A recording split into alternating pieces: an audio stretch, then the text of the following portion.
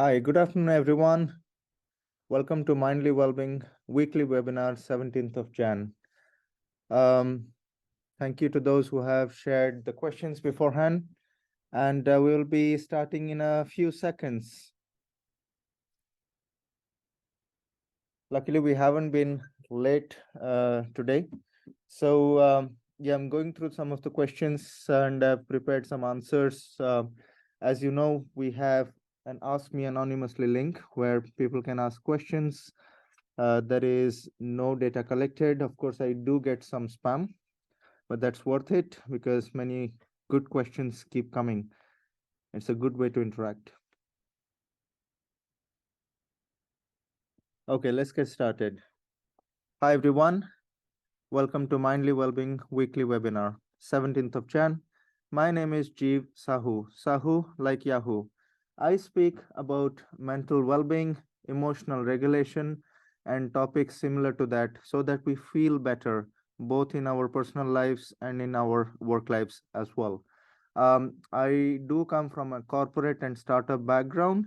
Psychology was not something I started learning until later, and like all of us, life happens, and life happened to me. I needed some answers.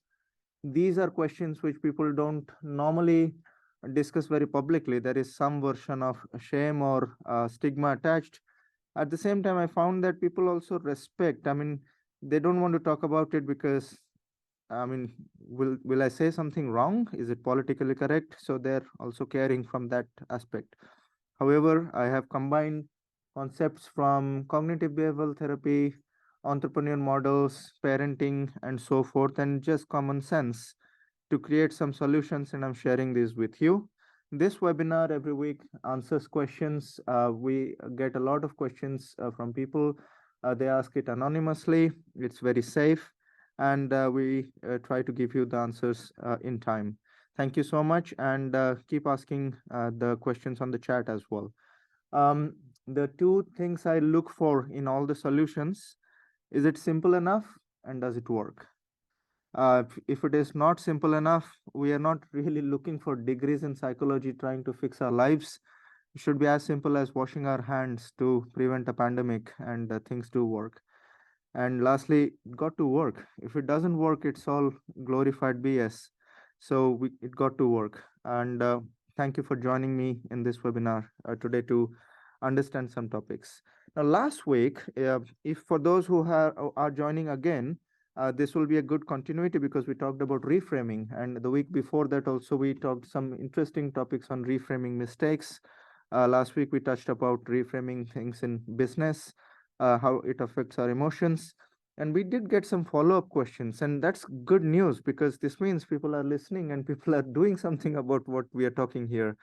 And they said, can you tell us a bit more about emotional vocabulary and how it helps to improve our emotional vocabulary, how it helps us in changing our perspectives? And I'm going to share that with you. And this is something that we had looked at last week, the basic emotions. Whenever someone asks you, how are you feeling? Okay. And in fact, if you're in the UK, the most common answer is not bad. Sometimes we feel happy, sometimes surprised, sometimes disgusted, and so forth. These are the basic emotions. In fact, depending on the situation, you might even go to 12 such words or 15 such words. Believe me or not, there are more than 400 words that can explain these 5 6 words that are basic emotions. And there is a reason why these words exist. And these days there are apps available which can give you 14,000 words describing your emotions, but I think that's overdoing it. Let's stick to changing some of the emotions in a better way with some words instead of going to thousands of words, because we will lose the point of the exercise.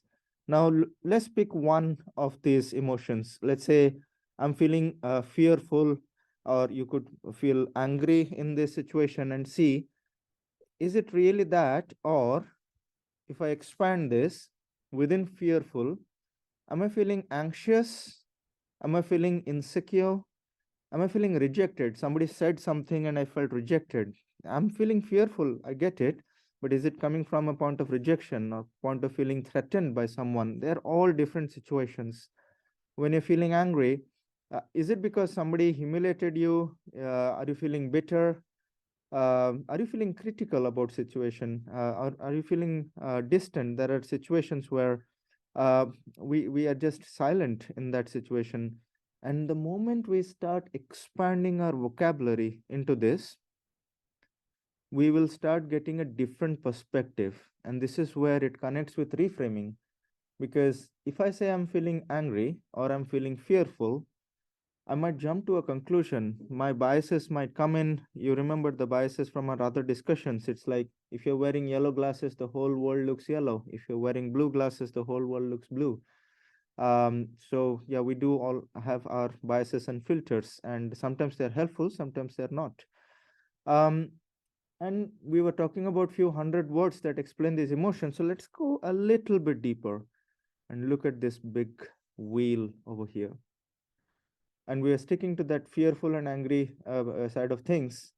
Were you feeling anxious, or was it more about being overwhelmed? There were too many things going on, and somebody just didn't have breakfast. So, what happened? Were you feeling worried that day? Was it more related to feeling inadequate about something? Maybe getting some answers from a company website or a handbook, or just a coffee with a friend would have helped that day. Um, were you feeling threatened, or was it just feeling nervous that day? And you see, from a situation of feeling fearful, we have expanded our view, and we come to a situation where we're thinking, you know what, if I was having a few more answers to that situation, I won't feel nervous, or maybe I could have had some water to help prepare, or I could have done some other situations where my overwhelm could have been different. In fact, we have an exercise where we come from the green zone, yellow zone, and red zone. You come from the blue, red, and yellow to the green zone, which is your, go zone, where you feel I'm ready. It's not about being in a meditative state or something. It's just being feeling okay, right? That's your zone. Now you see, from feeling scared, you dug deeper and felt that okay, that particular situation, it was a bit more about feeling threatened. Maybe my job was not clear, or job was not secure, and so forth. And if you dig deeper, it was just a bit of nervousness which could have been avoided with a little talk or little practice and so forth. Why are we doing this? Is because the moment you have gone deeper into this, you can do something different about the situation. If you're just careful and you're not doing anything about the situation, it's not improving. But when you know that it was not just fear, I was actually a bit nervous, and that made me feel a little bit threatened. What could I do next time to not feel nervous? Maybe practice the presentation once more, or talk to somebody, and so forth. You start creating your own inventory of solutions, right? And if you have been watching some of our other videos, purpose, control, and service, here you start having control. Like, control meaning you can do something about the situation. Same thing with angry. Was it really angry, or you felt humiliated because somebody disrespected you? What else could have happened? Remember, we cannot control everybody else outside, but definitely we can control the response over here. So switching to a variety of emotions can definitely start helping you reframe. I hope that answers the question. The next question we had was in a workplace, in a scenario, they had asked about what are the good ways well-being is affecting, especially emotional and mental well-being is affecting workplace, and not so good ways. So let me start with not so good ways, just because it's a bit easier to point out and maybe more common. When we are not feeling well, it's as simple as not feeling safe enough in our mind at our workplace. If I say this, will I be judged? If I say I'm not feeling well, will somebody think less of me? People start being suboptimal. They're great geniuses, but they're not at their fullest. And you might see absenteeism or suboptimal presence. People are present, but are they really present? And if you're hiring more people or rehiring more people or hiring more team members, it's a big cost both on the team side as well as cost money side, as well as it's a big thing for the existing team members. So these are some of the not so good things that you can easily see. And from here you can actually measure how many days people have been absent. Are there some kind of creative excuses that are coming in which you have never heard? But we can do something as a company to support them. Okay, it's about opening up. They just need a safe space to talk. They're sharing. I mean, if somebody asks me, how are you feeling, instead of saying what happened in my family, I simply say, you know what, I just have a headache or something like that, or just I'm not feeling great. Because I have not yet found that safe space to talk to my colleagues. Oh, you know what, something happened. But once we open up that safe space, people start talking. And once we start talking, we can do something about it. Yeah. Now let's come to the good ways of measuring this. Employee loyalty improves because you know that, I mean, people care. My company cares. Productivity improves, staff retention, training costs, training time, etc. improves. Safety improves because number of mistakes are less, and this results in growth and measurable growth. Okay, you can actually quantify it. Now this is one thing a lot of people forget. It's not that it's just about employees and the companies. The moment we have happy people in the company, customers are happy because they can see it, they can interact, they understand, they get better service, so you get happy customers for life. And that's so powerful for small businesses, small teams, and so forth. If you have a happy customer, remember there must be some happy employees. I have never heard unhappy employees creating happy customers. So have a think about that. And all these five things are quantifiable. And this is where you can actually convert your wellness budget or well-being budget into, am I getting money's worth out of it? If I've put 100 quid in a marketing system, this is what I get back. But if I'm putting 100 quid on a well-being workshop or well-being discussion, how is it helping back? Believe me, it gives you much more than marketing systems. I mean, there is no price you can put on feeling good at workplace. It's such an important thing. Okay. Hope that's useful, and I'll give some examples, further examples in the next call, because we have done some similar exercises, and I'll simply remove any confidential information and share it as a generic case study with you. This is one exercise that was very popular in a couple of webinars in the past, and we carried it out in some of our corporate workshops as well. And last webinar, we talked about our personal cheerleader and personal critic, PC. The same PC, personal critic, how do we convert it to personal cheerleader? And we talked about how would you behave with your own best friend. And we were talking about that because how can I be my own best friend? That was my main motivation in the last webinar. And the exercise displayed on the screen actually converts it to some actions. Now, in my personal life, how many times I'm criticizing myself? How many times I say that I'm not good enough, I could have done better. Even if I've done a great job, I still say, I mean, sometimes it's true, sometimes it's not true, but especially when you have done a good job and there is no one to cheer you on, you got to be your own personal cheerleader. And it's extremely important. And that's an act of self-care. Okay. You are being your own carer. So start listing down in personal life, how can we become our personal cheerleader? I criticize myself in this. What can I learn from that? Okay, there is something behind it, why the criticism came. Sometimes it's out of habit. Remember, we talked about having friends when we grew up, and if somebody says, Jeev, you're stupid, and just because I wanted to fit in with those friends, I said, you know what, you might be right. But were they right? Was it the right thing to do? I was just trying to fit in. But if I do my personal cheerleader, was I really stupid? What should I be doing next? Can I do something that is actually benefiting me? Okay. Uh, Even doing a small task right is helpful. This brings me to a very important point, which was asked by one of our audience members. And the answer there, guys, is we are not looking for a big purpose of life in personal life or big cheerleading and so forth, a huge criticism, trying to convert it to huge cheerleading. It will be a big task. It might involve a number of sessions.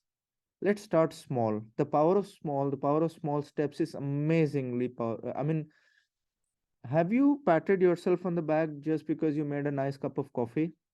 It might sound very silly, but how many times have we done that? And in some case situations and cultures, you people say, you know what, people, he's being very proud. No, but don't criticize yourself at the least. Okay. And I've seen, I know someone who creates amazing cakes, and even if there is one slight thing wrong, they become very upset with their, and when the 99% of the cake might be completely good, but we start criticizing. Remember, these criticisms were there to help us. Okay, walk on this side, be safe, and so forth. But in the long run, these criticisms became a voice in our life that are stopping us. How can we change this to our personal cheerleader? Start putting a list of all the little things that are going good in your life, personal life, work life, elsewhere, and be your own best friend. You can take a screenshot over here or take this PDF from our website. It's very simple, right? Just make 3 columns and start making a list of, okay, these are the times I pulled myself down, and these are the times I can pull myself up. And this is out of a sense of self-love and self-care, not at all selfishness. In fact, very, very interestingly, one audience member had sent a question. I'm being humble. This has nothing to do with humility. Please make a note. In fact, I could have put this in the screen here. There is a difference between service and servitude. Service makes you feel good. If it is self-service, then you feel good about yourself. Service creates value. Service makes things right. Servitude is you have to do it, and you're doing it out of a complete compulsion and those kind of things. In here, you're doing a great service to your own self. Send me pictures of this exercise. Of course, don't put any confidential information, but tell me how this has helped you. I have opened up comments below, and again, if you don't feel safe, don't share, but this is a safe space to share. A very quick review as we go towards the last part of the webinar. This is the simple model. S for social, I for individual, M for monetary, P for physical, L for love life, and E for emotional. And every time we slip, it's an emotional decision that we have slipped at. We might know 2 plus 2 is 4 in real life. I mean, we exactly know the solutions in life, and we are all geniuses in our own ways. But because we have emotions attached to it, and if we don't know how to regulate our emotions or manage it, even if we know the answer, we don't do it. We all know whether we should do exercise or whether we should wake up at a certain time, whether we should eat this kind of thing or that kind of thing, but we still sleep. Now, to sleep is human. We all should sleep. If you find someone who never does a single mistake, let me know. I would be worried. We all go through ups and downs with life. However, if we manage your emotions, you can actually understand how to save yourself or balance yourself before you get hurt, like slipping on a set of steps. You might lose your balance, but how quickly can you rebalance? That's all it matters. It's not that you will never fall. The moment you're about to fall, you can fix something and get back to your own version of normalcy. And that's what we talk in the simple model, and we share some frameworks over there. Absolutely amazing questions coming in. Like I said, I try to give generic answers so that we don't share who has asked the question. But I can see some names in the chat window, and I can see that some of the questions that they had asked are being answered. You can get all these videos from the past recorded, and please have a go and look at our YouTube channel. If you haven't subscribed, please do. It does something to the algorithm so that you get better content, more relevant, and it also shares with someone else who is looking for well-being solutions or mental health solutions. and is too shy to ask for it. um, we are not alone. You are not alone. And I wish we talk more and more. In fact, if you go to our website, we have shared a challenge called 10-10-10. It's like 10 minutes of physical movement to have 10 days of consistency and donate 10 pounds to any charity of your choice. We have suggested one, but it has a huge impact on well-being. And you can see some of the videos that some of our personal trainers have put and well-being trainers have put, and a bunch of companies are trying to join in this effort. It's becoming a movement. So join with us, feel better, and speak to you next week. Keep taking care.